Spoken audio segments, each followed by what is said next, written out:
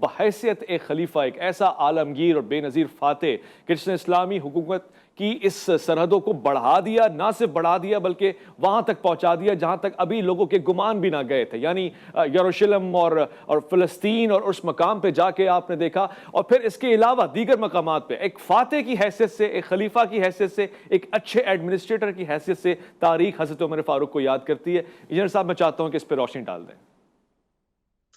دیکھیں اس حوالے سے وہ ڈیسائسو حدیث ہے جو بخاری اور مسلم دونوں کے اندر موجود ہے کہ اللہ کے محبوب صلی اللہ علیہ وآلہ وسلم نے فرمایا میری امت اور فتنوں کے درمیان ایک دروازہ ہے،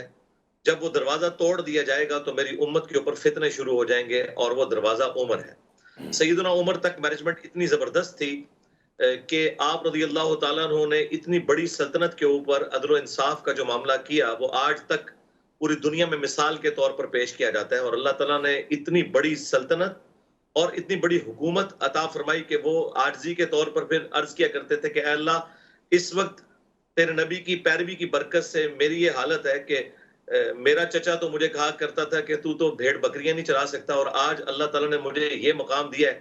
کہ اے اللہ اوپر تو ہے اور نیچے اس پلانٹ ارتھ کے اوپر مجھے تو نے بادشاہ دی ہے۔ دیکھیں رومن امپائر بھی آپ کے قدموں میں ڈھیر ہو گئی یرموک کے اندر، اور پرشین امپائر تو مکمل مسلمانوں کے پاس آ گئی جنگ قادسیہ کے اندر، لیکن سیدنا عمر کے بعد وہ معاملات آہستہ آہستہ کمزوری کی طرف چلے گئے۔ اور بخاری مسلم دونوں میں ایک اور حدیث ہے کہ نبی الاسلام کے زمانے میں ایک صحابی نے خواب دیکھا، اور اس نے کہا کہ میں نے دیکھا کہ ایک سائبان نے سایہ کیا ہوا ہے اور گھی اور شہد ٹپک رہا ہے آسمان سے، اور ایک رسی لٹکی ہوئی ہے۔ اتنے میں نبی الاسلام اس رسی سے اوپر چڑھ گئے، اور ساتھ اس نے ذکر کیا کہ لوگ اپنے برتن لا کر اپنے برتنوں کے مطابق اس گھی اور شہد میں سے اکتساب کر رہے ہیں اور اپنے پاس جمع کر رہے ہیں۔ پھر ایک اور شخص اوپر چڑھ گیا، اور پھر اس کے بعد ایک اور شخص نے وہ رسی پکڑی اور وہ بھی اوپر چڑھ گیا، اور جب چوتھے شخص نے رسی پکڑی تو وہ رسی ٹوٹ گئی، اور پھر اس کے لیے اس رسی کو جوڑ دیا گیا، پھر وہ بھی اوپر چڑھ گیا۔ اور سیدنا ابوبکر نے کہا یا رسول اللہ آپ اجازت ہے میں اس کی تعبیر کرتا ہوں، تو انہوں نے کہا کہ یہ جو آسمان کے اوپر سایہ ہے یہ اسلام کا ہے، گھی اور شہد جو ٹپک رہے ہیں یہ قرآن کی تعلیمات ہیں، اور پھر آپ اللہ کے پاس چلے جائیں گے رسی پکڑ کے، آپ کے بعد ایک اور شخص خلیفہ بنے گا، چونکہ اس میں دکھایا نہیں گیا تھا کہ وہ کون ہے، اور وہ بھی اوپر چڑھ جائے گا اور دوسرا بھی، اور جب تیسرا خلیفہ بنے گا پھر معاملات کوئی ایسے مس ہینڈل ہوں گے تو وہ رسی ٹوٹے گی، لیکن اس کی وجہ سے اس رسی کو جوڑ دیا جائے گا، جو ہمارے نزدیک سیدنا عمر کی کے بعد سیدنا عثمان کی جو شہادت ہے وہ اس کی کمپنسیشن بن گئی، اور وہ بھی اوپر چڑھ گئے۔ تو یہ ایک ڈیسائسو حدیث ہے اس حوالے سے بخاری اور مسلم کی۔ اب آ جائیں آپ کی جو مینجمنٹ اور فتوحات تھیں جی اس میں دیکھیں، میں سٹارٹ میں ایک اس حوالے سے بات کروں، اس میں مجھے 2-4 منٹ دیجیے گا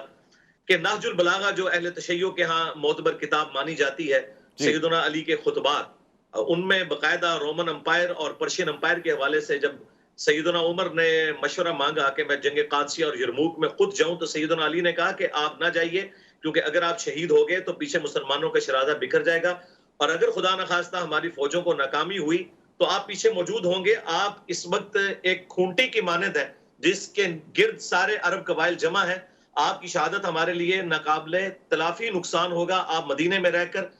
مزید کمک روانہ کیجیے گا، اگر فوجوں کو ناکامی ہوئی تو ہم مزید فوج بھیج دیں گے، لیکن آپ نے نہیں جانا۔ اور سیدنا عمر نے اس مشورے کو مانا، اور یہ سیدنا علی نے پھر اس میں یہ بھی بولا کہ اللہ تعالیٰ کا وعدہ ہے کہ وہ خلافت دے گا، اور سورہ نور کی آیت نمبر 55 کہ اللہ تعالیٰ اپنے نیک بندوں کو خلافت دے گا، اس کو سیدنا عمر کی سپورٹ میں پیش کیا۔ اور سیدنا عمر کا یہ ڈیسیژن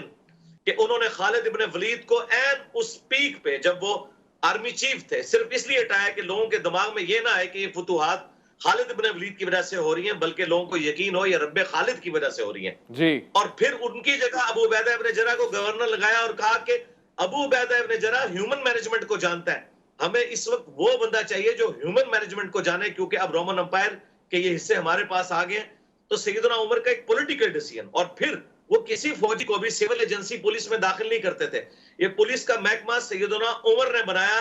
کہ وہ فوجی جو بارڈر پہ لڑتے ہیں ان کی مینجمنٹ اور طرح کی ہوتی ہے، وہ تلوار کے زور پہ بات کرتے ہیں، ہمیں یہاں پولیس کا محکمہ چاہیے جو کہ تلوار کے زور پہ بات نہ کرے بلکہ ہیومن مینجمنٹ اس کے اندر موجود ہو۔ پھر آپ نے یہ ڈاک کا نظام شروع کیا، کوفے کو فوجی چھاونی بنایا، اور پہلی دفعہ ہوا کہ فوج کو یعنی بھرتی کیا گیا، بجائے کہ سب کے سب لوگ جا کے لڑے، نہیں، اب سٹیبلٹی آ چکی تھی، فوج میں لوگ بھرتی کیے گئے کہ بس فوج کا کام ہے کہ وہ جا کے لڑے. بہترین. اس قسم کے کئی ایک ڈسیزن ہیں جو آج تک الحمدللہ پوری دنیا کے لوگ اس سے رہنمائی حاصل کرتے ہیں.